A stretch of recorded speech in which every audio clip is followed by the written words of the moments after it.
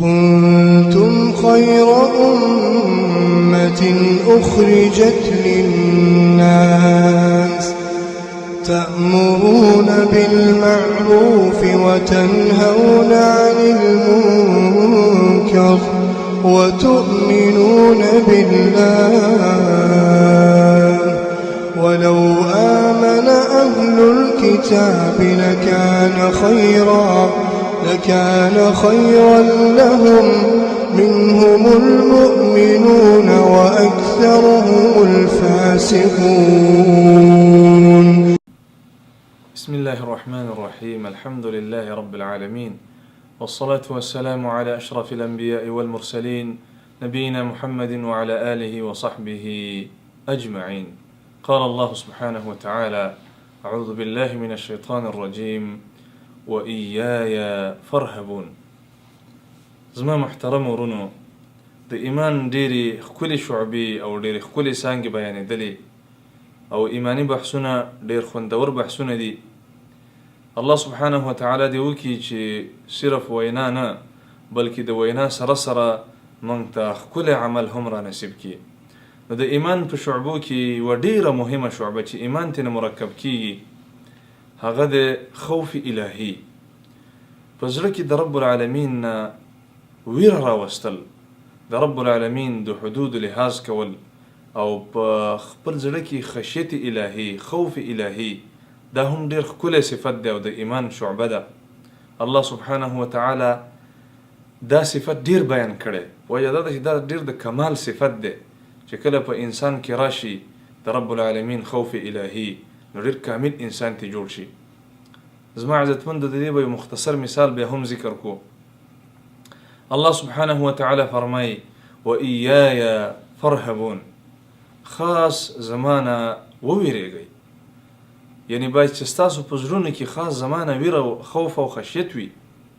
همدارنګه رب العالمین فرمایي: فلا تخافوهم وخافوني ان کنتم مؤمنین.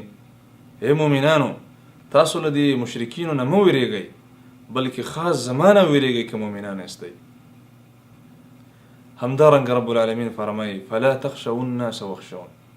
تاسو د خلکو نه مه ویریږئ، زمانه وویریږئ.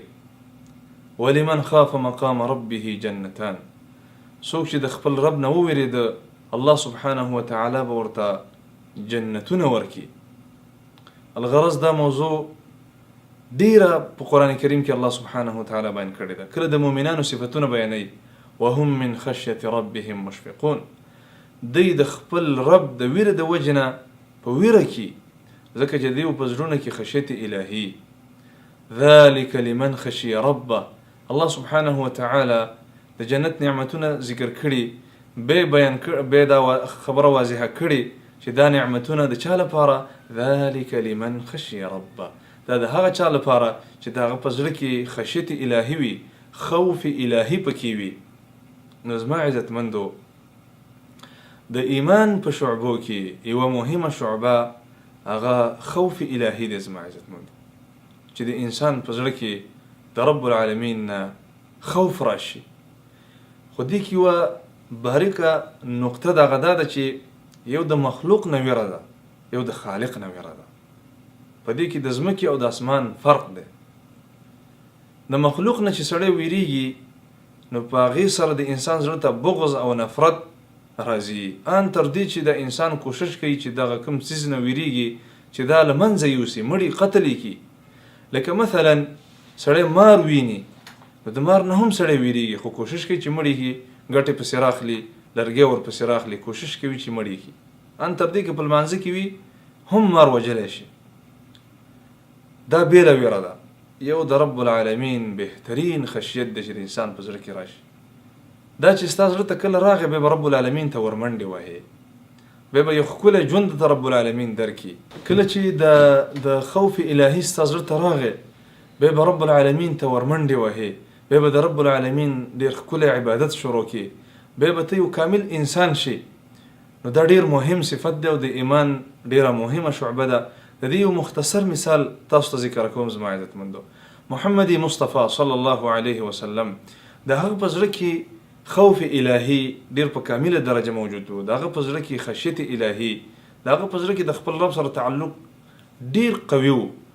نو هغه به څرنګه عبادت کول؟ عائشه رضی الله تعالی عنها فرمایي وی رسول الله صلی الله علیه وسلم به په لمانځه ودرېده ولصدره عزیز کعزیز المرجل، داغه د سینې نه به داسې سنګار راخته لکه یوه کټوۍ چې په اور باندې ایښي وي او سنګېږي او خوټېږي. زما عزتمندو، وجه دا ده چې د هغه په زړه کې د رب العالمین خوف، د الله سبحانه وتعالی خشیت الهي پروت و.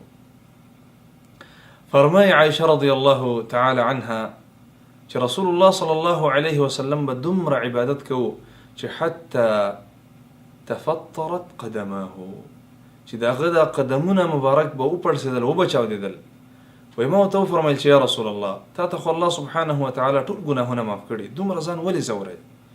نو رسول الله وفرمایل افلا اکون عبدا شکورا، آیا زه د رب العالمین شکرګزار بنده جوړ نشم؟ وجه دا وه زما عزتمندو چې د هغوی په زړه کې د الله سبحانه وتعالی خوف پروت و. صحابه کرام هم ډیر ناشنا مثالونه لري په دې باب کې.